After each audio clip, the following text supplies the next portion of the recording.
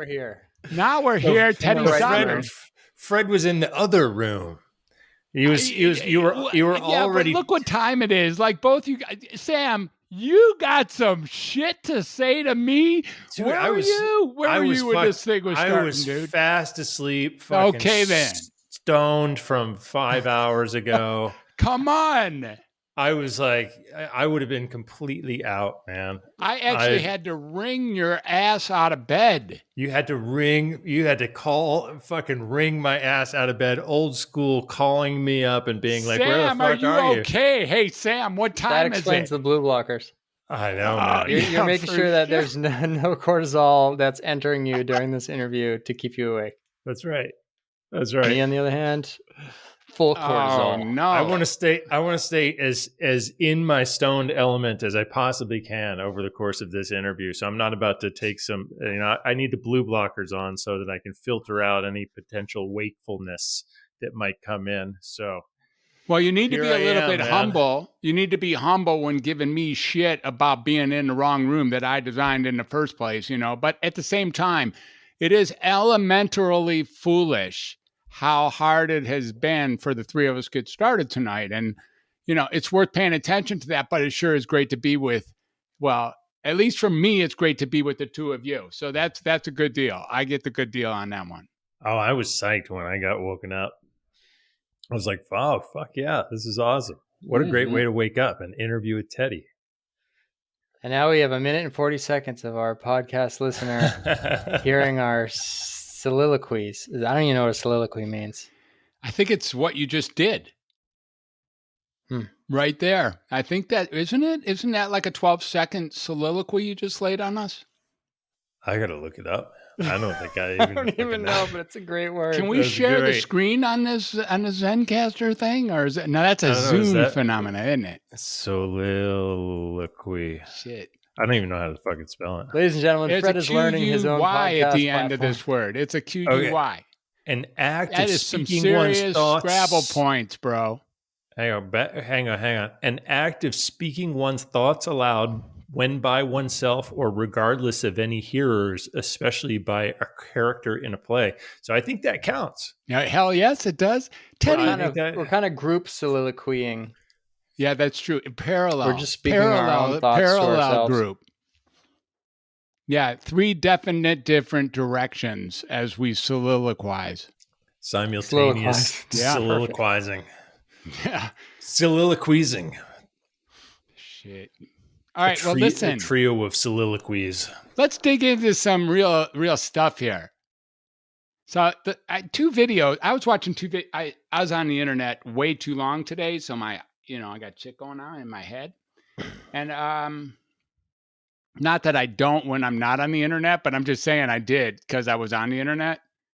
And the last 2 films I saw was this one that I sent to you. I don't know if you got room for it, Teddy, but that one you sent me from this DMT University of Michigan dude. So that was really an interesting thing, that little TEDx U of M guy, right? Oh, that was the thing I sent you. Yeah, that you sent me. And then I just forwarded it to Teddy at 9:30 to see if he was like biting his nails waiting for 10 a.m., 10 p.m. I just thought that could fill his time with that, but apparently he's doing some other shit. I was biting my dinner. Yeah. Wait, you actually have other things to do other than watch videos about DMT? I was shoving food in my mouth as fast as I could before 10 o'clock. There you go. So just so that you could get here to have me not even here, stoned and then asleep. Flossing right before to make sure there wasn't spinach in my teeth. So, I had this idea because when I think of DMT, somehow I think of the 2 of you. I don't know what the point is there. I'm just saying the truth, though. And then after that, there was this commercial in the next video that was e-commerce. And it was from the couple dudes who have made, several $100 billion or something, talking about the shit, these guys just picking up products since 1994. And certainly when I hear talk like that, there is nobody I ever met who's like my guy to listen to than Teddy Saunders. And then I'm like, well, there you go. That's a couple eggs to lay at the start of this flipping too late in the night pajama jam podcast. So let's land this thing, I figure. So Teddy there's some has food. this. Teddy has the answer, I think, is what you're saying. He has the bridge between DMT and e-commerce, And and us. And us. and us, Yeah. and us. Good luck with that, I think Teddy. that was a fantastic segue. Congratulations, Dr. Fred. God damn, I am well done. Now I see. Well I see where done. the plane has landed now. The genius has just spoken. All right, let's take this, Teddy. Wow. $1 billion enterprises and DMT, which, I mean, that is your world, Teddy. Name the other part of your world beside those two things. Seriously. I mean, I do consider myself a bit of a psychonaut, spiritual business person, I would say.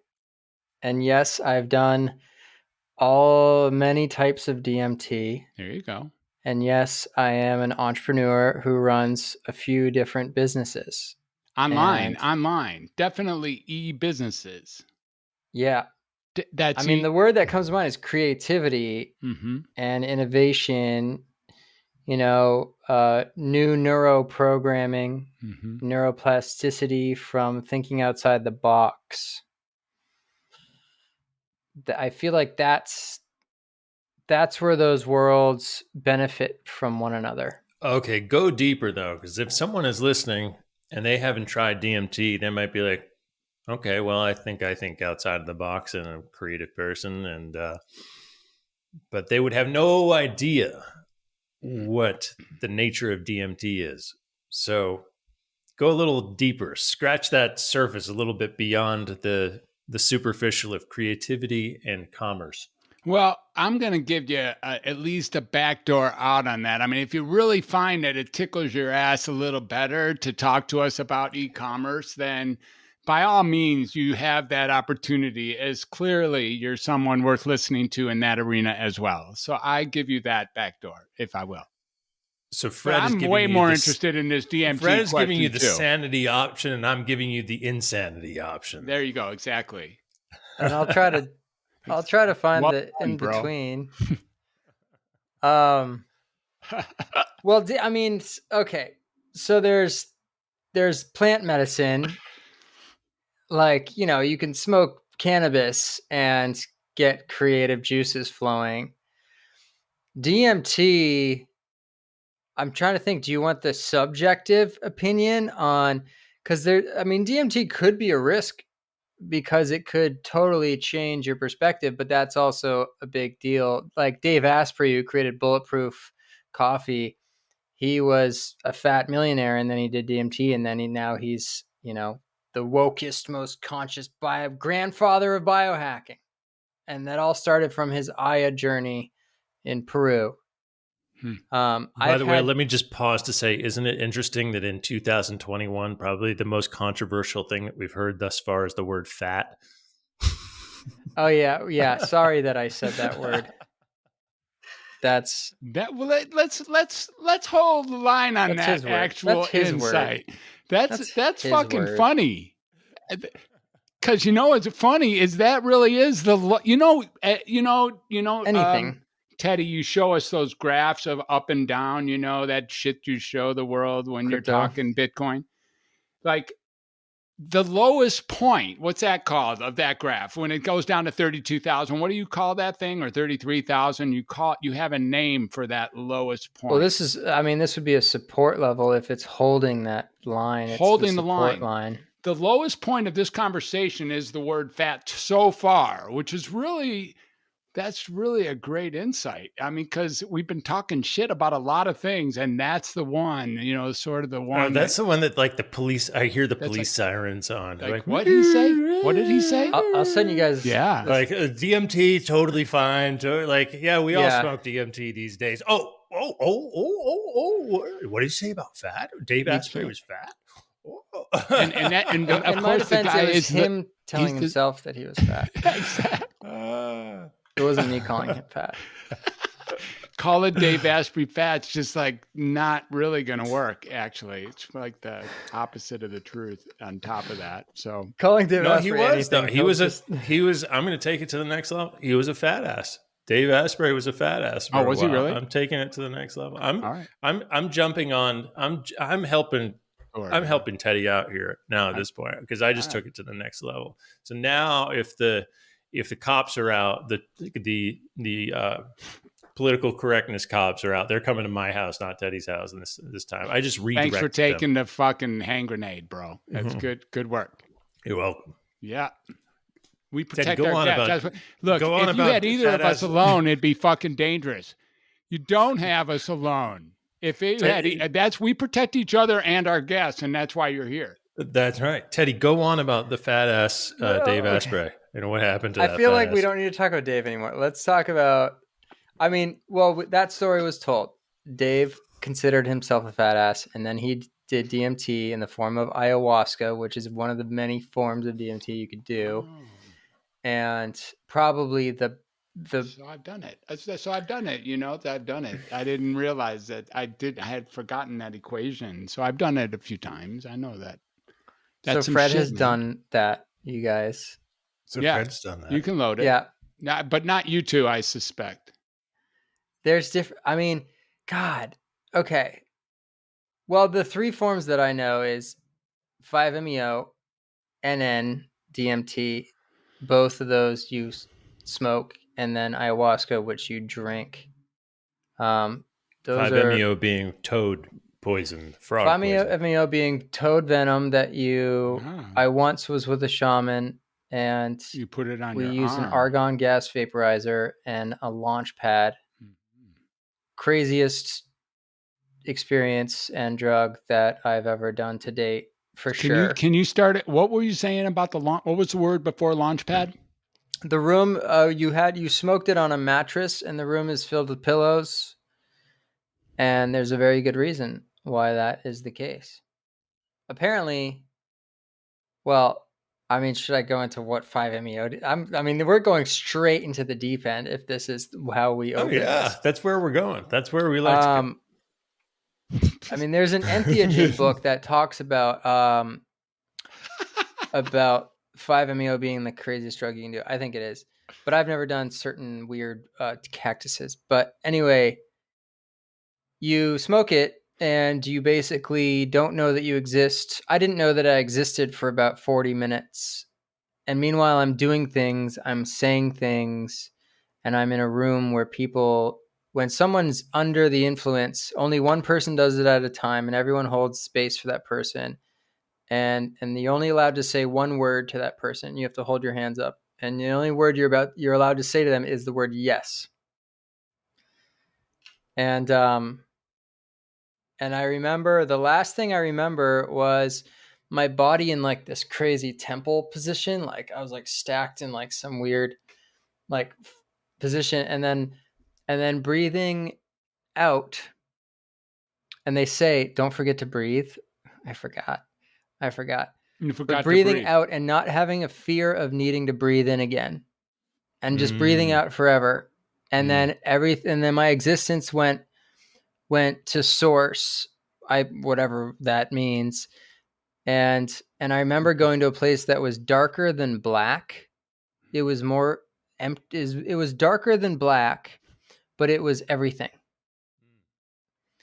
And that was the last memory I had. And then 40 minutes later, I'm standing in the middle of the room. There's 10 people surrounding me, or 8 people, including the shaman and everyone else who does it. You spend all day. Everyone does it one at a time, one person at a time. And I'm explaining singularity to everyone. And I think that if I say a specific word that the universe will end, and I'm like, should I say the word? No, like I don't want the universe to end. And my ego is coming back in layers. And first I knew that I existed.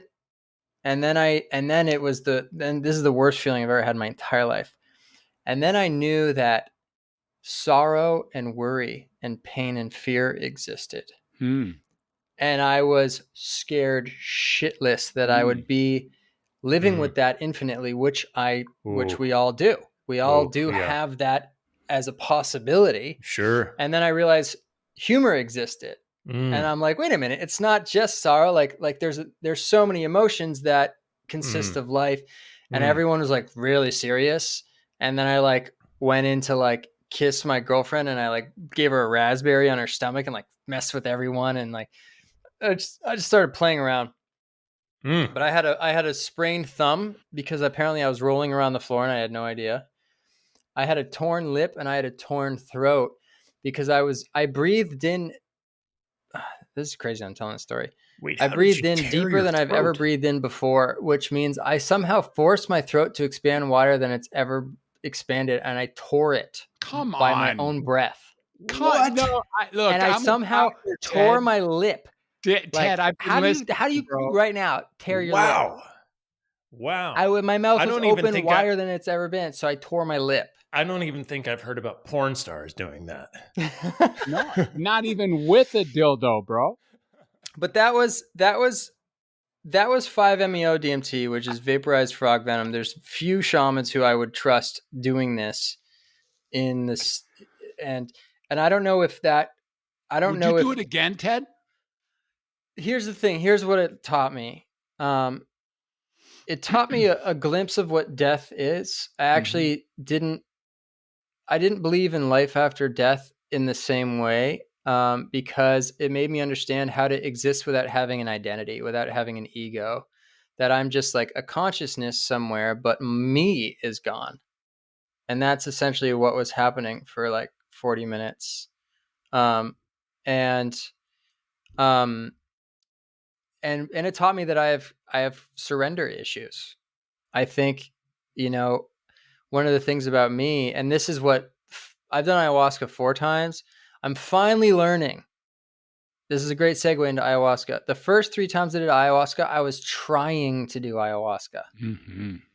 I was like, let me see the psychedelics. I want to see shit. I want to find the existence of life. I want to see God. And I was like, no, you're just going to sit there and worry. Like, you're just Mm, going to cry. Like, mm, mm. and then it took 4 times. It took me maturing through the 5-MeO process and through Aya to realize that surrender and trust and zero expectations is the name of the game. In my last ayahuasca was finally at the time where I did like a 5-hour journey of transformational. I was just like, I had a bandana over my eyes. Like, I didn't need to see anything. And I sat there with no body for 5 hours and just went on a journey, and sort of any question. I mean, the best thing about Aya, and this is good. This is coming back to like entrepreneurship. If you have a question, ayahuasca, the slowness of it, and to me, ayahuasca is the sincerity drug. Like, people who have no sincerity, who are just kind of fake, they need ayahuasca more than ever. Like, because ayahuasca allows you to feel more than any drug, I think, Mm-hmm. and to feel the truth and to feel that Cold hard, cold hard truth. Cold hard cold hard truth. truth. And sometimes the truth is so hard it makes you vomit Yep, because you just have been that's the hiding it for so experience. long, and Yeah, now with it's coming out. like either a big hug or a kick in the ass, or probably a combination of the two. Yeah, Yeah. yeah. I can't believe I have never vomited from that. I've come close. So you and I are we're about. I'm not. My next one would be my fourth one, and I really get what you're saying about maybe me even for the first three. You know, it's scared of, like, willing to or trying to or scared or trying to get, trying to keep the tables flat between me and her. Trying or trying to be like, trying to try to go negotiate. And it's just like, Yeah, and for me, it came down to like the macro, the micro of like, is my body in the right position? Like fuck trying to see psychedelic things. It's like, am I supposed to be lying down or sitting up? Mhm. And I realized, like, why, like, if I sit up too tall, then I'm trying. If I lie down all the way, then I'm like too passive and it's more sleepy. But for me, I was just like against the wall, just like slouched to the point of like, I have no arms and I have no legs. Like, don't try to put your arms and legs, don't try to sit cross-legged if it's uncomfortable. Like the whole point is to not feel your body so that you can escape the reality bubble that you're in and go on that journey of asking questions to Mother Aya, and but also just like, maybe the questions are not what it's about, and you come out of the other side with something completely different. But as an entrepreneur, that's like, or someone who's got relationship problems, anyone who's got big questions, that's the truth. That's where you can feel the sincerity of the answers. And it's you answering it probably, but it's like the deepest truthful version of you. I mean, it could be Mother Aya answering it. Who knows? I love that physical description because it was like you had to somehow try not to try without trying to try not to try, basically, in order so that your body was actually in a position to truly let go and surrender, to have that insight that came along with it. Where the fuck did Fred go? There he is. And that was like a big revelation for me, because the time before that, I told the shaman to give me so much drink that there was a guarantee I had to trip out. And I sat up, and I remember looking across the room and everything was just blurry because I was so high. I was just like so sedated. But it's because I sat up trying. I was trying. And instead I just got like blurry whatever. Fred, you know a little bit about this too much ayahuasca. Yeah, I do. The second time, one more cup. Yeah, or half not a cup. No, it was one molecule. What does that mean? Well, here's how this went. I did a Friday, Saturday ceremony, and the Friday night, I kind of, whatever happened at the end, and I was on the ocean, and it's completely brilliant, but just worn out. And I think I just had figured out the dosing. Like I had my shit together enough that me and Aya were just cool. Like, and just enough. Like, yeah, that the reason why it wasn't that, like this is the explanation I put in my head. Like I had my shit together enough so that there was not that much to buff up, on Friday night. It was like, we're just good. Yeah, Fred, you're good. I believed her, and we're good. We're just good. And then I, for the next day, walking up and down the Encinitas Beach, which is indeed one of the most spectacular spaces in all of the United States, at the very least, and maybe the world for sure. I figured out my dosing, which was I'm going to go in there and I'm going to ask for a half a dose. I got it figured out. I'm good for a half a dose Saturday. And, I worked it out. I worked out the math perfectly. I worked out I ate properly to prepare for that. I, took a nap at the right moment of the day, and fucking pro. Mr. Expert over here. Oh yeah. I like shaman. Yeah. I was like, measuring my steps and shit. And before your Saturday follow up. Exactly. Yeah. And I was like game. I was game. I had this thing all worked out. So I went in there and took a half a dose, and nothing happened. It's like, a little bit, but it was like, So the drug addict in me, and it's like, wait, I didn't come this far to have nothing happen. I could have drank orange juice for this. So I didn't come here for the fucking placebo. I mean, I got to get something. And then I'm thinking threshold. And and what I'm thinking is, no, Fred, you actually did come to get nothing, because look how strong you'll be if you walk away from this. It's like, okay, that's true. No would be a really good answer here. So, anyways, when the halftime came and it was time to consider a second glass full. Glass full. Did you say yes to the full glass? No, I didn't. He gave me the half dose, And then he gave me like, I could see the next molecule. That's where molecule came in. I could see the tipping molecule, the one that was going to say, you know, red or blue pill in Aya The terms. threshold popper. And I went for the tree of knowledge, you know, I just did. I went for the tree of knowledge, and that for the next 1 hour was the most uncomfortable hour of my life to date. And I would do it again. That's why I asked you, would you do it again, you know? What was the discomfort? Oh, it was the fighting and being with the purging, but it was really how the world is and how much work I had put into living on this planet to sort of make ends meet somehow at the end, and the massive disillusion that the ends can't meet. And that it was always going to cross each other. And I, as a human being dependent on equilibrium, am not going to be okay with that. And that I don't have any dominion over altering that truth. I'm just not going to be okay with that. So the distinction between where the world is and where it could be was this space, you know.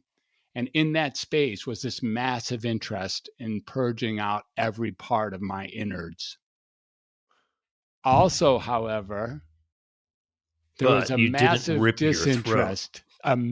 disinterest in the exact same thing, for sure. Interesting. And I was like, and then the only one between me and like, I got something to say about it, right? That's the other thing. Like, I'm still going to be able to, like, you know, like somehow I can fight off the surge. So there's only one other player in the room. So there she is, you know, and I'm like, you know, and the colors and the next geometry and the next, is it going to be okay or is it not? And is there reality, and is there reality that it's reality? And oh yeah, there's no escape from not escaping, because there's not escaping because it's not a possibility. It's like, oh. I have a good question for both of you. You mentioned, you know, like that was your experience and that was your truth. Yeah. Is that truth capitalized? Is that truth an infinite existing truth with a capital T that is the same exact truth as today?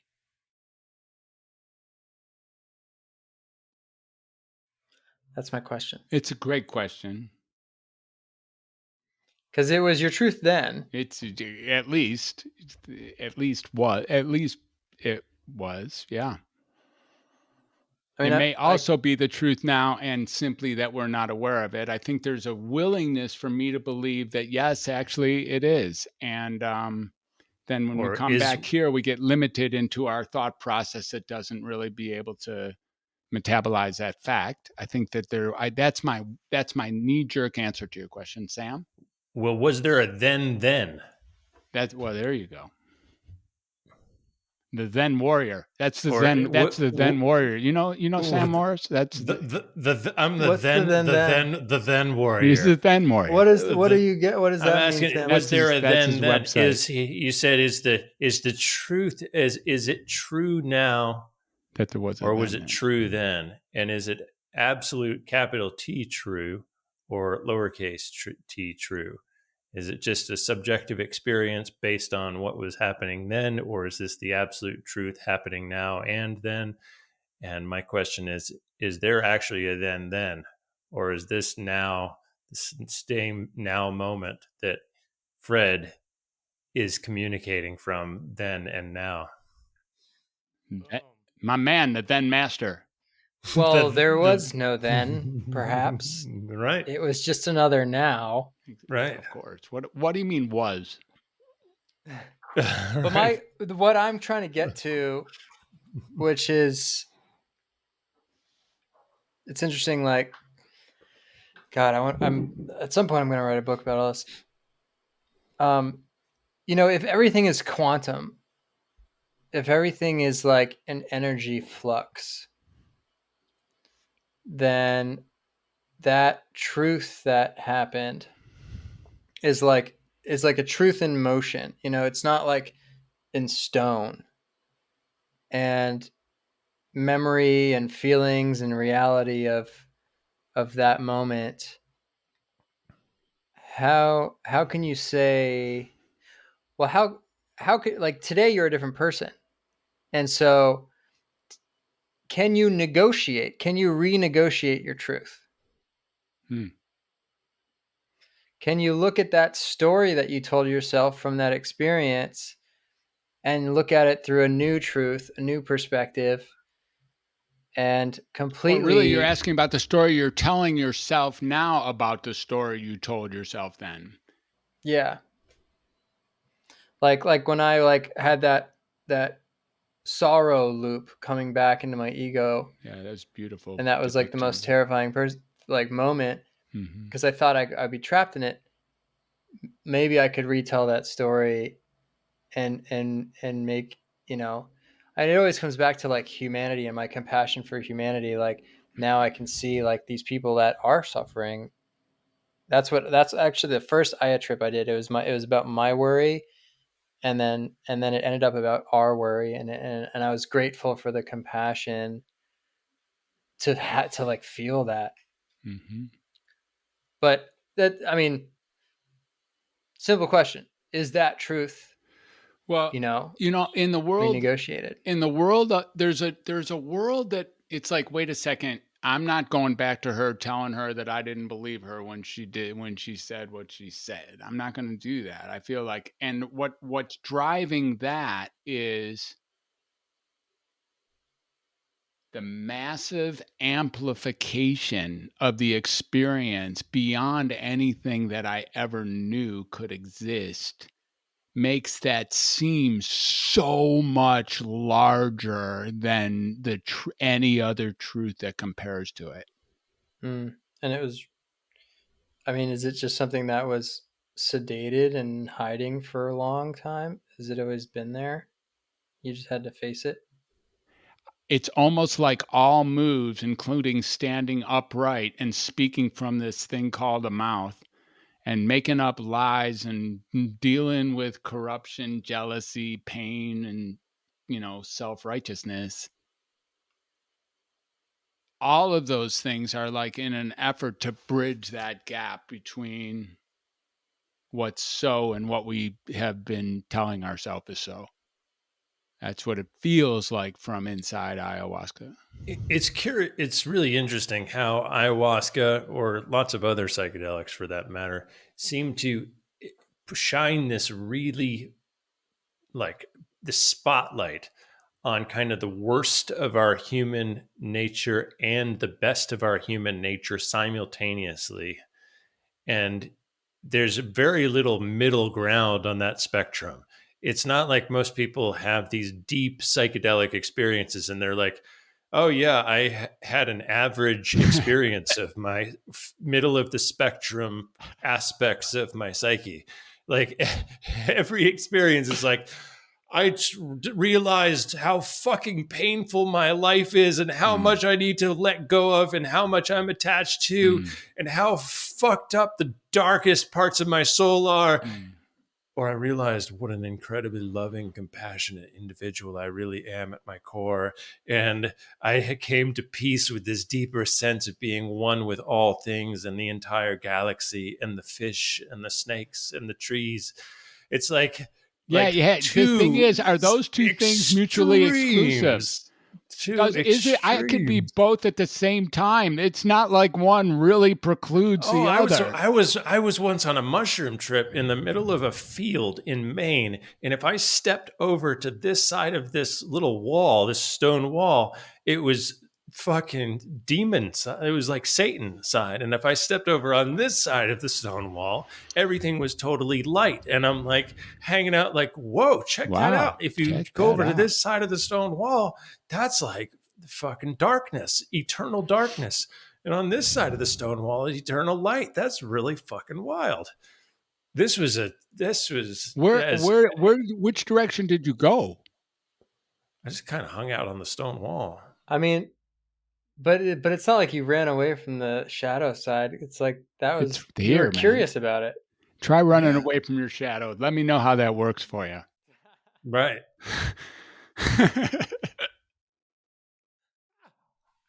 Actually, isn't that what most people are doing anyway?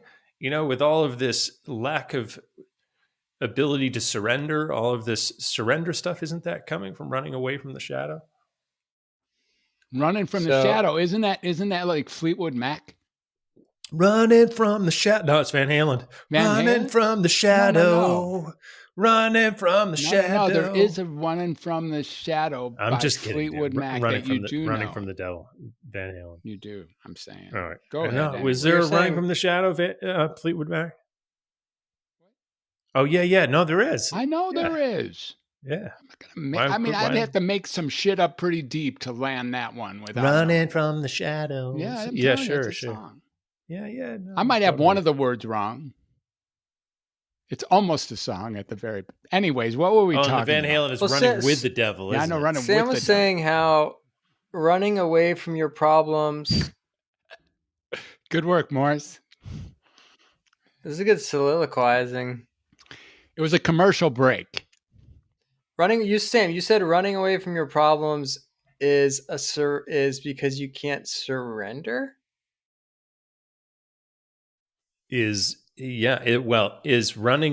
Are we running from our shadows when we are unwilling to surrender? Like, is there something in that tension of holding on when we should be letting go that is related to not wanting to fully acknowledge our shadow? Good shit, Sam. Yeah, I mean, if you can't run away, it's good shit. If you can't run away, then you have to surrender. Yeah, and if you can't surrender, then you're having a hard time because you're running away. You're running away from something. What would we be running away from? You know what would you be running away from? It's awesome, man. That's unknown. Really good, Sam. Pain. I remember the first time I did Aya, I was so scared. And they said, surrender. The second time I did Aya, I took it a step further. And when the fear came, I leaned in. I was like, show me. Like, fuck you. Mm-hmm. Like, take me. Mm-hmm. Mm-hmm. And then it was like, never mind. The fear was like, never mind. You go do your thing. Oh, that's cool. I don't want to give this to you because you want it Victory so over bad. fear. Victory over fear is a good one. It's like same with like forgiveness. Like there's forgiveness is phase 1, or like surrender is phase 1, and then acceptance would be phase 2, where you don't even need any forgiveness. You just totally trust and totally surrender and accept it. I don't know if that's the same as leaning into the fear. You know, Bitcoin crashes, all my money's in Bitcoin. I can surrender, or I can lean into the fear and buy more Bitcoin. There's the other option. Oh, that's funny. There's the other option. Otherwise I could be fearful and sell all my Bitcoin. It's funny. And is there a right and wrong answer in that situation? I don't think there is. It's just another choice. I mean, it's interesting, the topic of like whatever you're the most afraid of, that's the thing you should be doing.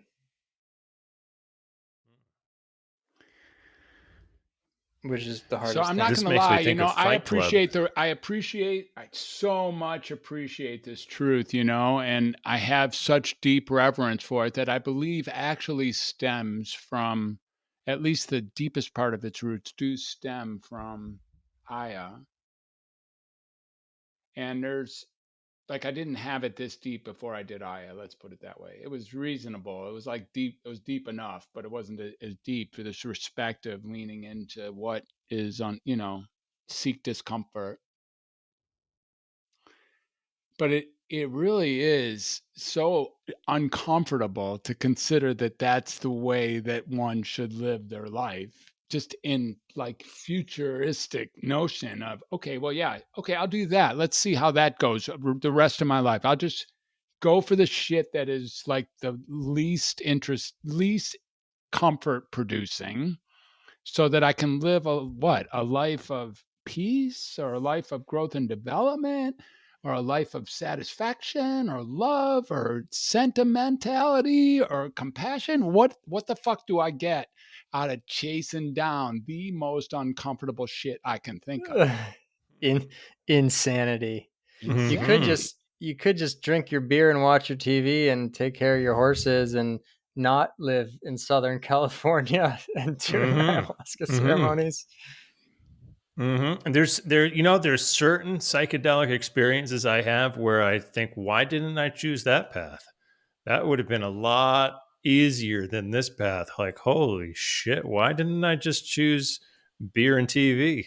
I remember seeing a meme that it said, there's this great meme that was like, me before ayahuasca and me after ayahuasca, and the me before was like this guy in a suit who was like drunk and fat, and the me after was like this guy who's skinny on the beach, but the guy in the suit was super happy and drunk and fat, and the guy who was skinny on the beach in his robes was like very serious, and I'm like, maybe drunk and fat is like, I mean, Yeah, it we depends probably what have metric. family. It's the metric problem. It's like if you're measuring comfort by pleasure sought and then temporarily received, there's some definite score. You score some points for a life that looks like that, for sure. That's hell yes. Hell, But I think part of it, and I'm sure we can all relate, is we're explorers, and we, we only have one life to live. So like, I mean, I know I try that. Like, if I'm invited to a new country, I've never been to a new city, and I've never been to it, like that'd be like, I want to die knowing that I've said yes to all the experiences. beautiful. And I guess a part of the reason doing it, I mean, and you can do it infinitely, just like exploring the depths of consciousness and reality, which the joke is, it's an infinite puzzle. You'll never be able to figure it out. I've had two moments in my life where I thought the universe was going to end because I figured it out, and then it kept going, and then that showed me that the universe doesn't end. Like, there is no Big Bang. Like, singularity goes into the Big Bang, which goes back into All right. singularity, which So goes let into me the let Big me Bang. interrupt you here, only because I certainly could hear this the rest of the way. And Sam's thinking, Fred, are you going to interrupt him because it's important? So I've only heard one person ever say shit exactly like that. And that actually, as it turns out, as God is my witness, is last night. And last night it was after a conversation with one Sam Morris. And so, since that's true, this idea of really having the brink of all of universal existence in your lap, like who you get to be in that situation is one who is responsible for the continuation of the entire universe. Sam delivered that to me last night in a storyline, very, very similar. And really, both of you, honestly, are the first I've heard speak with that level of gorgeous eloquence to describe This was something that after actually resonates with me. It's really brilliant. 400 milligrams of ketamine last night with my eyes I was open. I was I was curious if that was true. Yeah. I decided to keep my eyes open during such a powerful ketamine ride. I mean, 400 milligrams is just not for the meek of heart. It's even really not even advised for advanced psychonauts. And it's definitely not advised to leave your eye mask off and start to check out what's going on with the light coming through the door. Is that 4 grams? No. No, 400. It's 400 Point milligrams. four. 0.4. 400 gram. milligrams. Wow, that's a lot. Yeah, I was. It's not I mean, Intravenous they don't or even on the literature. Of the no. studies, they don't even list that as a No, possibility. no, no. That's not true at all. That's definitely not true. That you can't say that. You can't say that because it's not true. You cannot publicize that truth as if it's true with me in the same Okay, room as you. all So, right. and it isn't true. 400 milligrams is on the upper edge. And the purpose of giving, and I learned this today in the ketamine lecture that I attended at 11 o'clock this morning. That 400 is to be chosen for, there's way more intense routes to receive ketamine. There's IV, there's IM, there's ways to get the real jolt that's way different than anything the lozenge can bring. But That's good 400 to is keep in for mind. those who are like specially chosen, who think, where the mystical experience becomes therapeutically valuable to the advancement of the psychiatric possibilities. Like you have to pick and choose your people carefully. And I would say in this case, Sam does qualify as a dude who's on the edge at that point, willing and capable of 400. And so let's just put that in perspective, Sam. It's not like you took 4,000. So come, just chill and then tell your story. 4,000 All you would. right. So No, I wasn't saying I was taking 4,000, I'm but curious why I you certainly kept was your saying. Well, yeah, eyes go ahead, Teddy. you kept your eyes open. That's a big part of your story Yep, Yeah, for sure. yeah. So because you wanted. I've had this sort of been in Mhm. this. I have this curiosity. It's like curiosity is going to be the death of me, but I'm going to die anyway, so I We might as are well die explorers, curious. we here. Yeah. It's so Guilty. at a certain point with ketamine, I kind of got a little bit. Sometimes you get a little bit bored with the Spotify playlist. The music just feels a little bit kind of redundant after a while. So then so I was kind of like, all right, a while back, I was like, okay, I'm going to try listening to Rudolf Steiner lectures on ketamine and see what happens there. That was insane. I mean, because I had no ability to filter out any of the information that I was Teddy, receiving, what, and what I does was incorrigible mean? incorrigible. Yeah. Uh, like, what is it? Like uh, yeah, what is the exact definition? I've used that word, but I don't even necessarily know what I know what Are we know what the soliloquizing exact. right now? Oh no, I'm just cutting. I'm cutting this off a little bit. I'm landing a soliloquy level truth though, for A sure. person not able to be corrected, improved, or reformed. Yes, there you go. I think that describes me. It So was I'm just listening to rolling in my Rudolf head. Steiner lectures, Yeah, totally incorrigible. and completely incorrigible. Shit. You're And so your that own was, pioneer. Yeah. yeah. I'm like, You're a you rule know, bender. Yeah, if I was at to if I was to listen to Rudolf Steiner lectures under a normal waking mindset, I would it would have to come through my little intellectual filter. I'd be like, oh yeah, well that's interesting. Oh, I'd never really thought about that like that. Interesting. Okay, well maybe I wonder how that fits in with my existing framework of bias based on my own personal experience. Oh, that fits. Oh, that doesn't fit.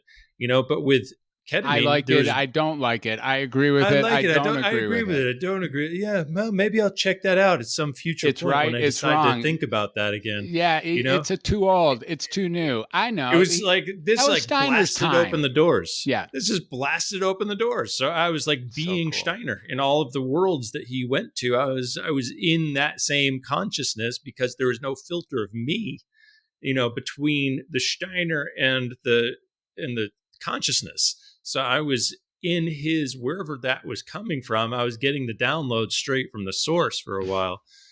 So, in a similar vein, in a similar incorrigible vein, Thanks for landing it, because that's the only word that was left again. I totally I appreciate decided it. to just kind of, leave the eye mask on and just kind of check out what was going on with the bright sunshine coming into my room.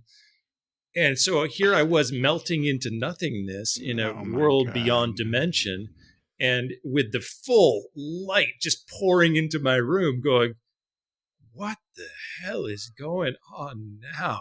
Fred's face. What? Fred's face is like, dude, you can't look with your eyeballs on that much ketamine. What are you thinking? Exactly. You're supposed to be disappeared. How dare you?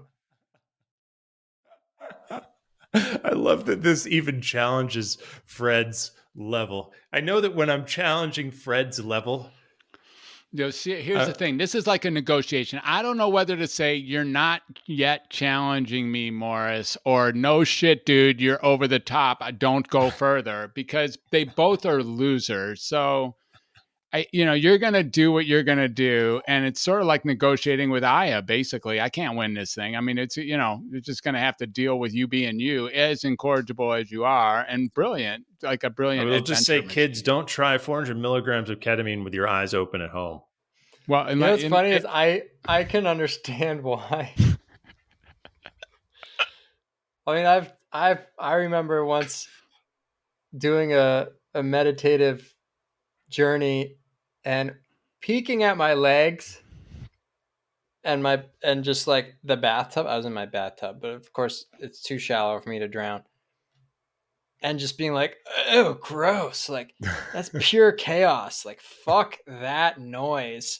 I'd rather just be in the bliss state of intergalactic traveling than like the gross tiles of a bathroom that's like so limiting and chaotic. That was how I could relate to Fred's disdain for you opening your eyes in the middle of a journey. Well, it's to like me, you're supposed to be like gone, and here you are forcing yourself to be there.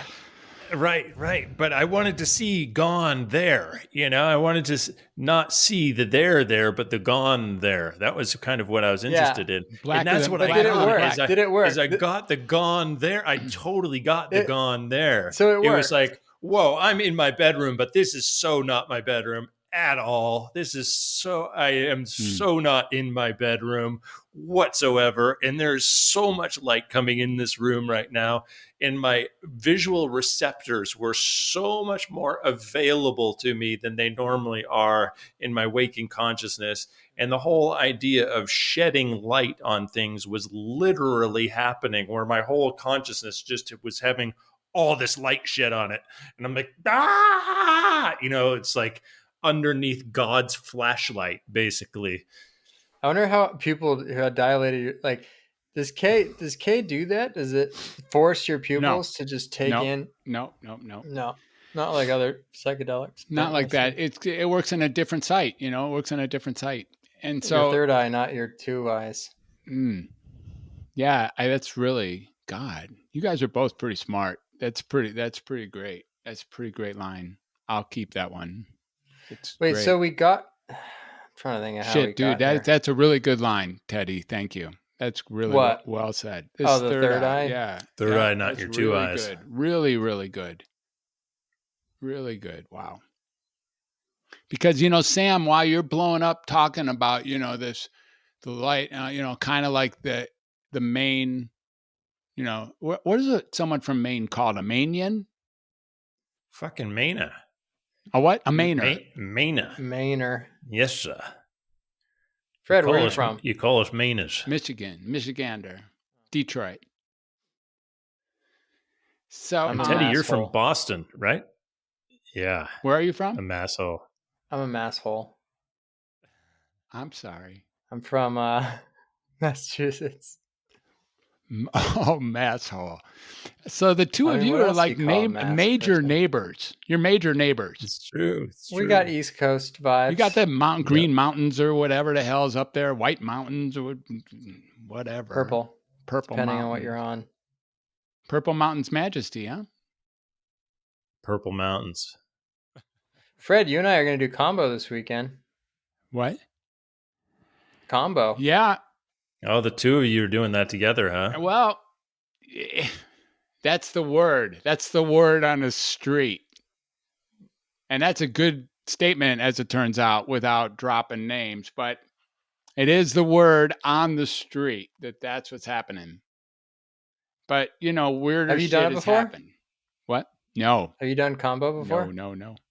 Have you, Sam? I've not. And you? I've done it twice, but both Thank times you. weren't enough for me to purge. Yeah, All I right. haven't gone deep on it, but I enjoyed both times. It felt If like a red hot, pulsating body blood orgasm type thing. It wasn't an orgasm, but it was like wow, wow, wow, wow, like you're poisoning yourself, so your body's like,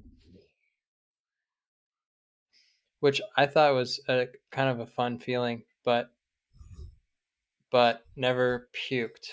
I've never puked off ayahuasca or combo, and this weekend I have a feeling like that's gonna change, and that's the control problem of me. Like that comes down to Me and you are in surrender really again. similar space, Teddy Saunders. Me and you are probably going to grow a relationship this weekend that's pretty amazingly spectacular. Whatever way this goes, we're really in a. I think you're. First of all, as a guest who's, we're going to probably wind this down the next 5 or 10 minutes. You're so much fun, Teddy. You're so, there's so many things about you that make you so much fun. You're all the areas that we were able to poke at a little bit here, and these discussions that have gone just to the edge in so many different directions, and it's really stimulating and really, really cool. It's really cool to talk to you and to know you, and I really appreciate you as a guest. I thought we were just getting started. Thank you, Fred. Yeah. And me You and you guys are are about great. to Have we me and actually you are about talked to about create a anything yet? relation. What? Have we talked about anything yet? Well, that's the I don't thing. know. But this has all been one giant soliloquization. It's 11:11, by the way. Fred's like, you've been such a great 11:11 guest. We've talked about so many soliloquization amazing shows up. things. I'm like, wait, we've actually talked about shit? When did we talk about stuff? E-commerce. Oh no. Back to being a psychedelic business shaman. It is 11:11. Look at your God. That is so cool. It's cool. I created No. this thing out. You know how 11:11 everyone's always like make a wish. Yeah. I created this thing where during the minute of Still 11:11, 11:11. It's been 11:11 for like 6 minutes. What the hell's going on? Oh, now I lost it. There you go. At 11:11, I do this thing where like I listen, and any like song lyric or anything that anyone says, I like consider it like the most profound message from the universe. Well, then soliloquization works for this one. You landed soliloquization, which is like fourth generation word initially developed 28 minutes ago. You did good, man. That's a word. That's what this episode should be called: the Great Soliloquization Nizification Ology.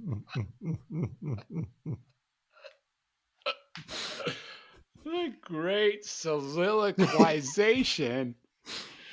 Oh my God. All right. $20 goes to a guy who upgrades that one. I'm just saying. That's non-toppable. So what have we not covered that you guys want to talk about? Tell any listener who is actually still patient enough to have lived through this soliloquization with the three of us. Tell Yeah, tell them. You're gonna have to take one of our emails. Tell them why you would be enthusiastic about hopefully vomiting this time around, because I don't think a lot of people can quite get the idea about why you want to vomit. Maybe there's for the curious amongst them out there, because that isn't the end. Because that isn't the end game. That isn't the end game. It's the entry ticket. And he looks like I feel. That's a really, really good question. He looks like I feel, man. That's it. Shit. He sounds like he sounds like I feel. Fuck. I don't know why I would want to vomit. Exactly.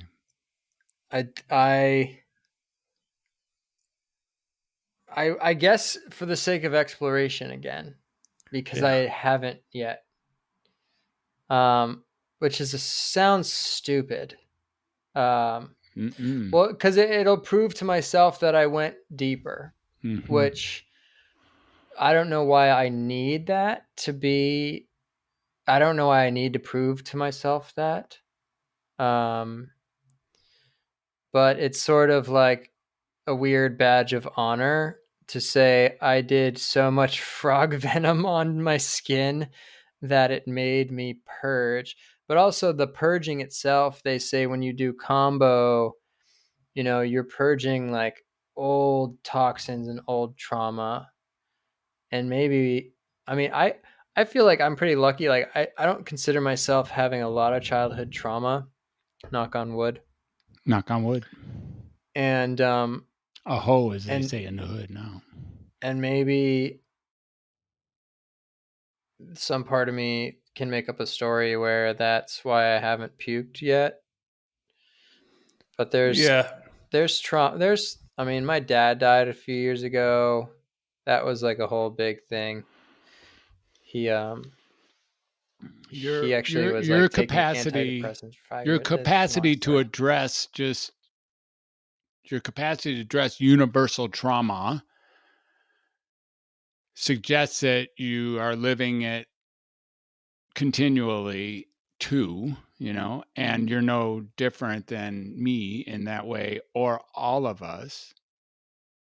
And I really, your articulation here is hitting me at a space that I haven't been able to say this week, and even your troubled nature about like, what, yeah. And I am right there. I have not purged. And was, basically at 48 minutes or whenever she decided to back off, I was still whole. And there is something like the breakthrough that's here for me as well. And I don't like, and I didn't have, I guess I had it's not like I had a bad childhood compared to childhoods. That's for sure. I certainly high powered birth to 12 or 13, but that's not what creates the trauma. It's the universal acknowledgement of what the fuck it means to be a human being that seems to really contribute to this thing called trauma. To me, like that's the pain. You just opened up a Pandora's box. So being a human being causes trauma? Right. No, the function of being a human being is one to take on. It's all the dude was left with when he got up from under the tree, right? I mean, it's like yeah, it's like you're saying there's an inherent trauma that is like the trauma of the fall from the tree of knowledge. Tree from knowledge, or from Buddha underneath his too. It's like misery and pain are that's our bailiwick. That's our, that comes to deal with it, not to own it and be shot down by it. Like somehow get it. That goes full circle to the DMT, the 5-MeO DMT story of when my ego came back and I knew that I existed, and I left the purity of the ignorance of source, and I was back in my body. The first feeling was fear, and I was stuck in a loop and so scared that would last forever, and I knew that it would last forever. But then it was the awareness that happiness and joy and awe and wonder also last forever. That equal amplitude, equal available amplitude. Sure, as long as you keep, exploring, I guess. Yeah. And it's not the default. It's not the default. It is a yes and to you though. Like, yes, you have trauma. You will always, because you're human, you will always have trauma for your entire life. Yes. And because you're human, you will always have wonder and curiosity and joy and giggles. And, if God is everything, then God has a sense of humor as well. And like, that's part of the human experience, is like not taking it even seriously. And I think that's sort of the opposite in this moment right now, like that you guys are doing this so well. Like you guys are having so much fun during this whole podcast. No, this is And actually our worst episode so far, actually. it's all the soliloquization-ifications. But yeah, I mean, I agree with you, but also there's a yes and to that for sure. For sure. And like, and it comes down to like, well, it comes down to like forgiveness, sure, but acceptance. And this is a Mark Goldstein thing from one of our metal brothers.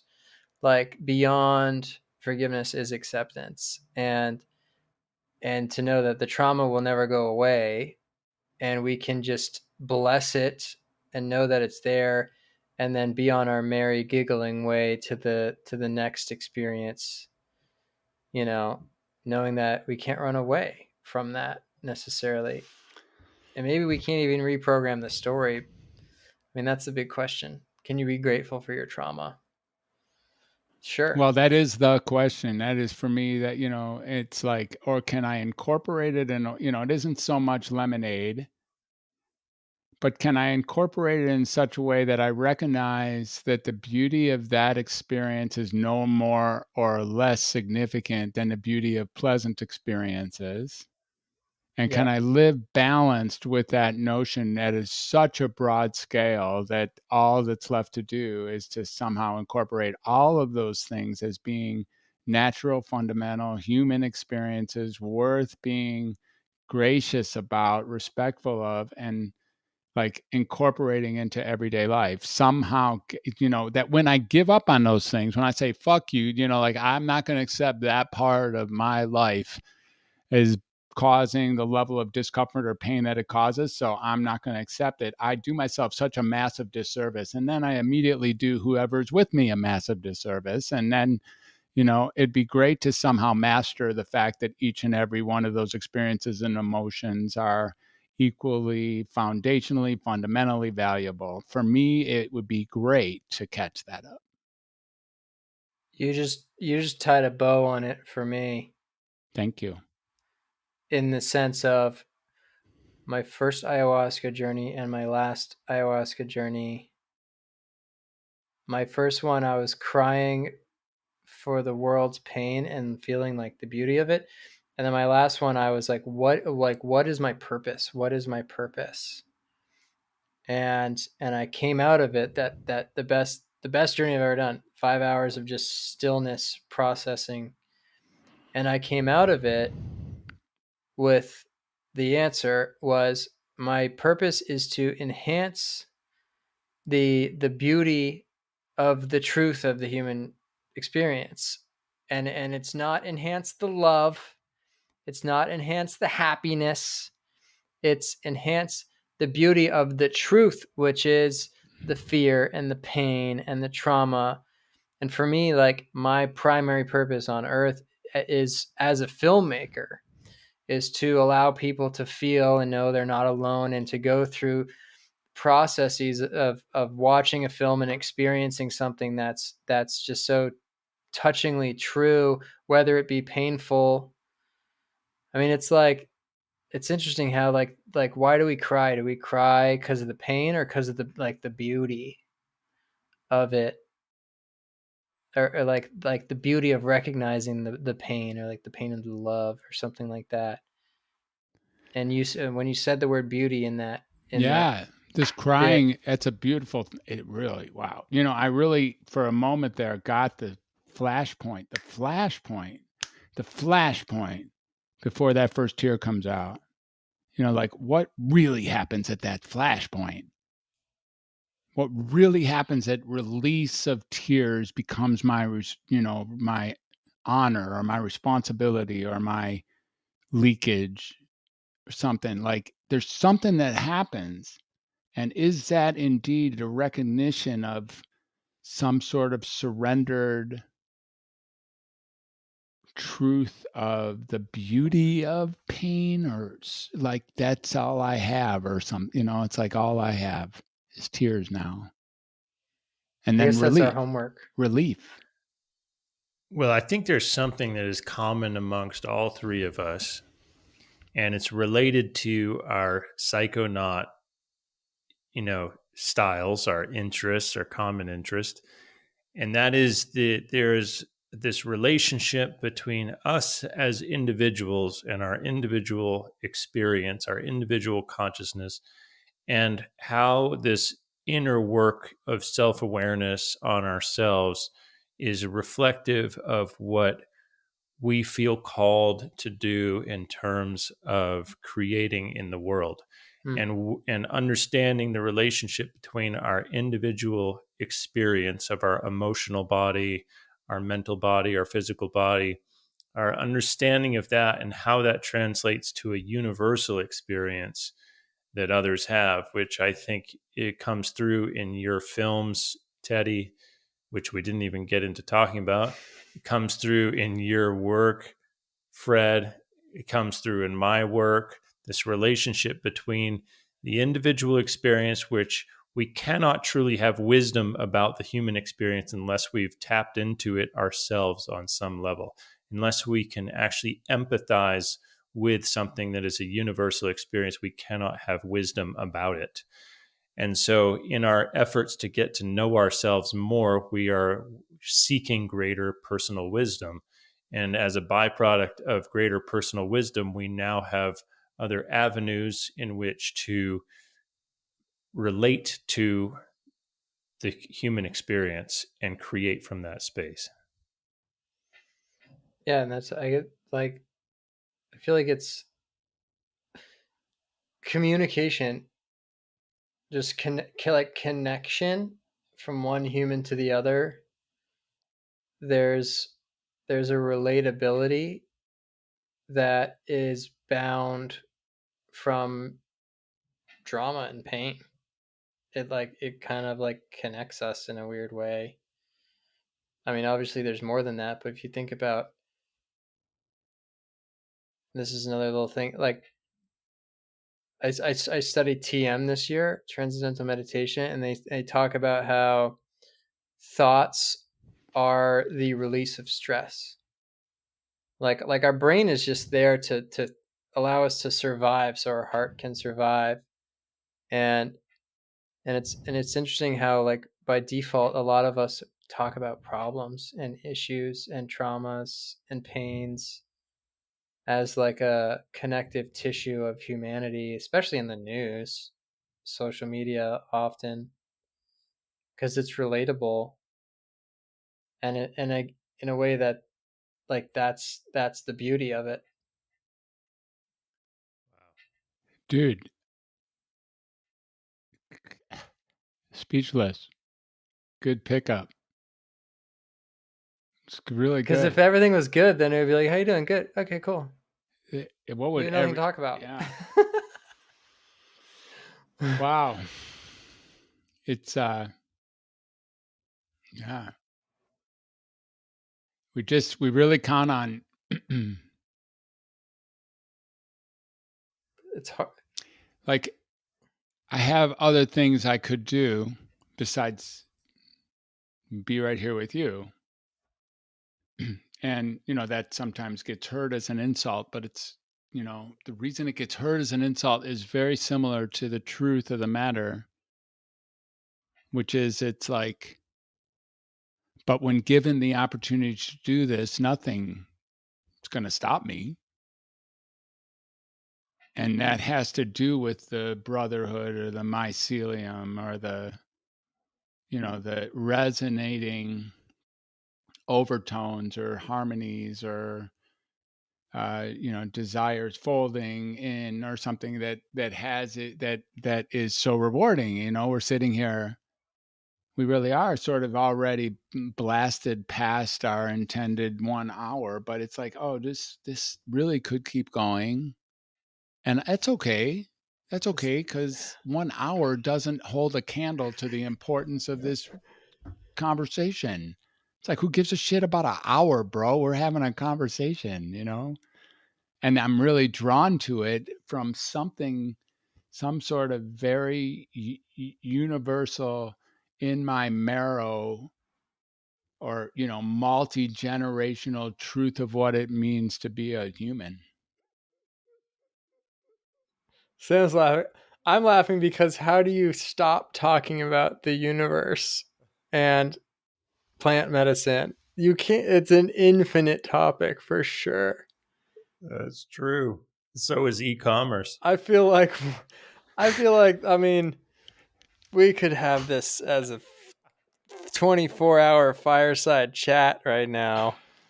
Totally. Well, I say we blow it I off drive and meet my often. friends crazy. Let's meet often. Let's really meet often. I know our fearless leader always closes his leads with, when, can we have you back soon? But seriously, this is, Teddy, you've talked to us before this thing even got launched, and it's beautiful to share with you. And I really do have to get going. I got someone waiting for me here. 11:30 is a few minutes past her wait, so it's just the way it goes. And so you guys can keep rapping if you want, but for me, I gotta adios. And we'll pick up next time. Point. We'll do a part 2. Yeah, at least a part 2. I mean, I just want to thank you guys both, because there's a secret part of me that wants to drop everything I'm doing and write a book on philosophy. Yeah. And this conversation has mused me in that direction. I have this book. It's called The Book of Ignorance. First chapter explains how truth doesn't exist, and then it goes from there, which is it's just this ride. Anyway, I love it. I mean, you guys, like, I love being here. I'm super grateful that you guys brought me on, and easy. It's been really fun, and yeah, I mean, we could go so easy choice. Easy choice, Teddy. Easy choice. So great. Awesome. Sam, fun times. Fred, enjoy more fun times coming up. I say we lean into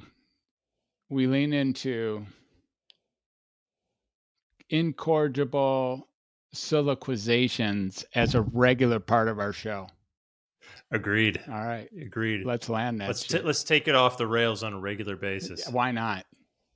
Just a place to go. We're explorers. Guys, I got to go. Peace. Loved you both. Teddy, see love you you, Teddy. Love you, Fred. See you like the day after tomorrow.